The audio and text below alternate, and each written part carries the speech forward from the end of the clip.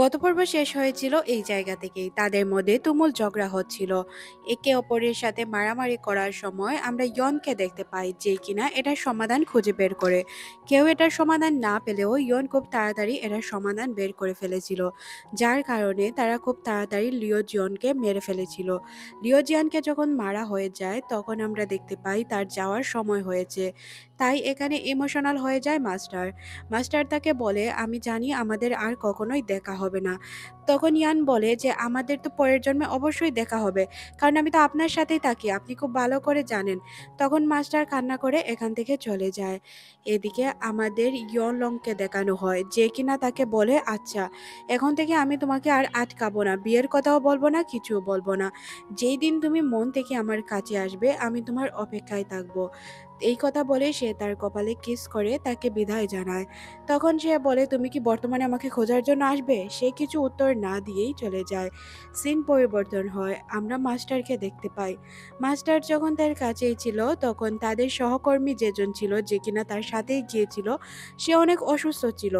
মাস্টারকে জিজ্ঞাসা করা হলে সে জানায় যে সে নাকি তার ব্রেসলেটটি ভুলে চলে এসেছিল, তাই তার এই অবস্থা।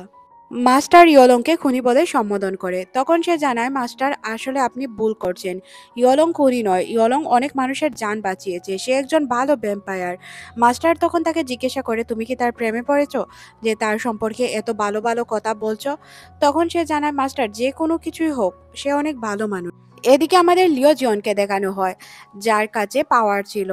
তখন তাকে বলা হয় তোমার পাওয়ার কেড়ে নেওয়া হয়েছে। সে বলে সে তার পাওয়ারটি লাস্ট বারের মতো দেখতে চায়। পাওয়ার দেখতে গিয়ে সে নিজেই মারা যায়। এদিকে মাস্টার যেহেতু ইয়নকে পছন্দ করত তাই সে বারবার ইয়নকেই স্বপ্ন দেখত। ইয়নের কথা তার বারবার মনে পড়তো। এদিকে সে মনে করছিল ইয়লং এর কথা। এখানে ত্রিভুজ আকারের একটি প্রেম তৈরি হয়েছিল। এদিকে আমরা ইয়লংকে দেখতে পাই যে কিনা এই দুনিয়ায়ও চলে এসেছে।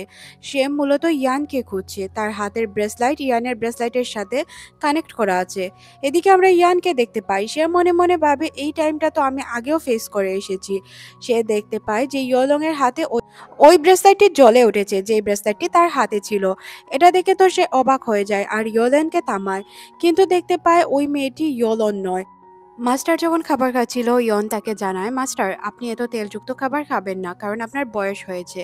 এটা শুনে সে চিন্তায় পড়ে যায়, সত্যিই কি আমার বয়স বেশি হয়েছে যে আমাকে ইয়ন এইসব বলল? সিন পরিবর্তন হয়, মাস্টারের কাছে একটি লোক আসে।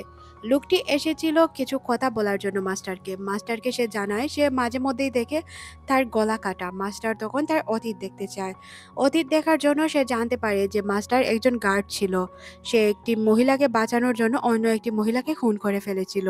আর ওই মহিলা তার মৃত্যুর পর তার আত্মা দিয়ে অভিশপ্ত করে ফেলে তাকে, যার কারণে তার সাথে প্রতি বছর বা তার প্রতি জন্মেই এমন ঘটনা ঘটে থাকে।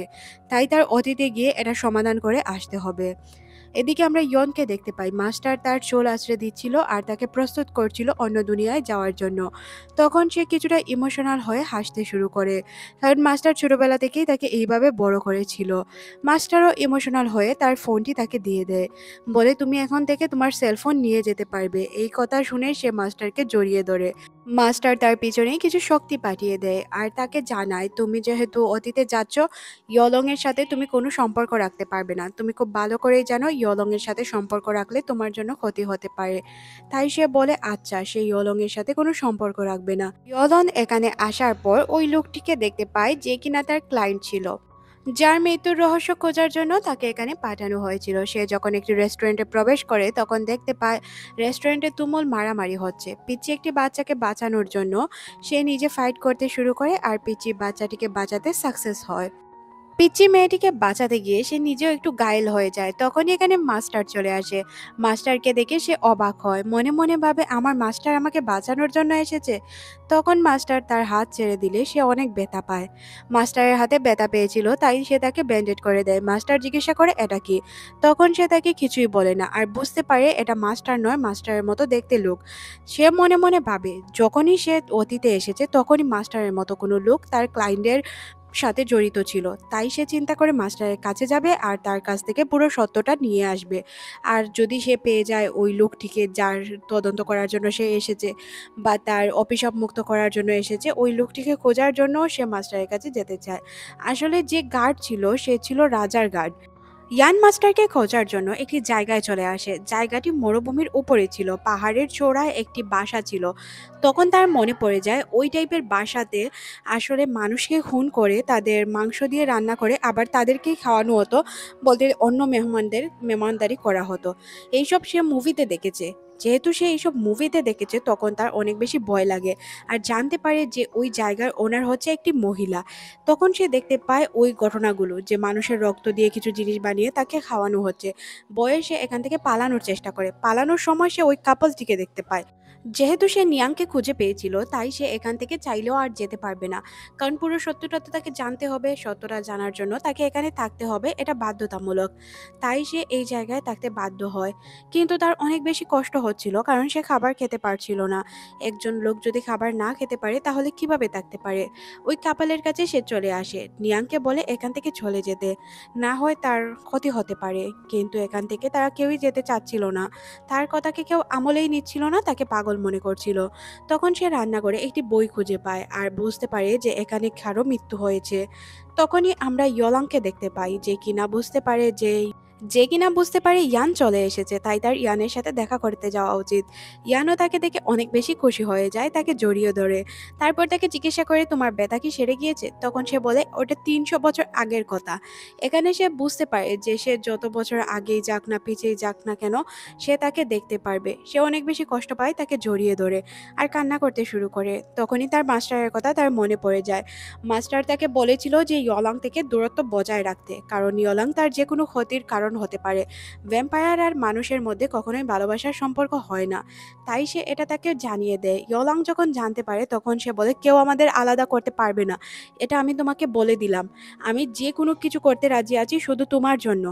ইয়ান তখন বলে ও আচ্ছা, তাহলে তুমি কি আমার সাথে সূর্যোদয় দেখতে পারবে, আবার সূর্য ডোবা দেখতে পারবে। এটা তো কখনোই পারবে না, কারণ এটা তোমার মৃত্যু।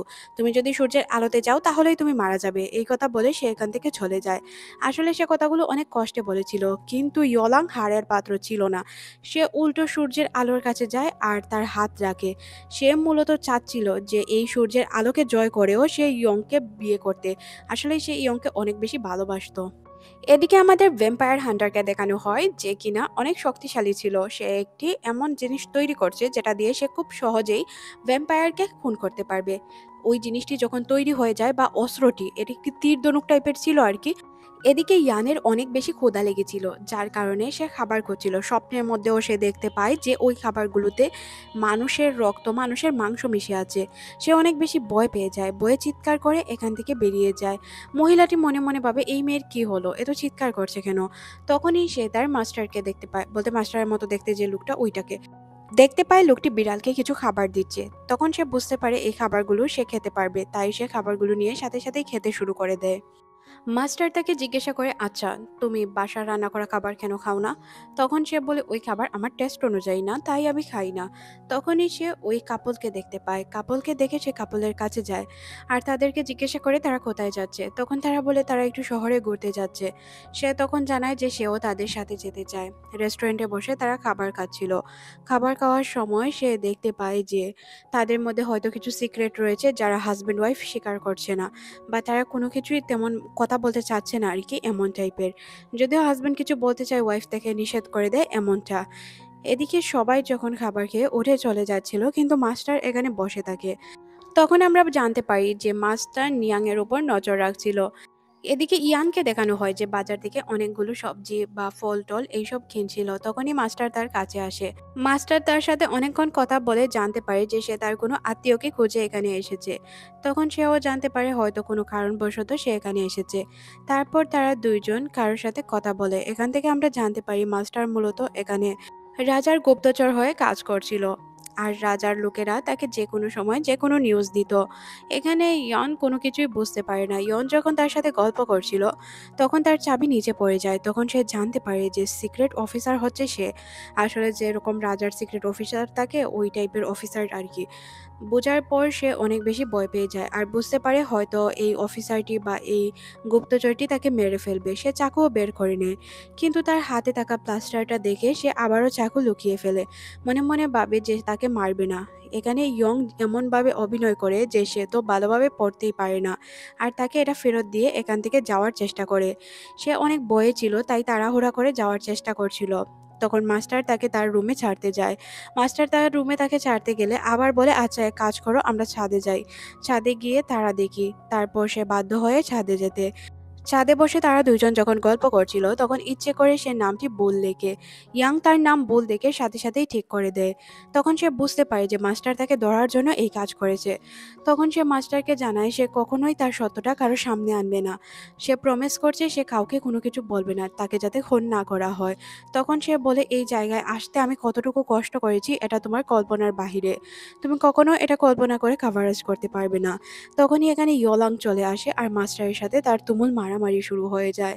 সে ইয়লাংকে বাঁচানোর অনেক চেষ্টা করে, কিন্তু ইয়লাংকে সে বাঁচাতে পারে না। এখানে তাদের মারামারি কখনোই বন্ধ হচ্ছিল না। তাদের মারামারি চলাকালীন এখানে ভ্যাম্পায়ার হান্টার চলে আসে, আক্রমণ করে বসে ইয়লাংয়ের উপর।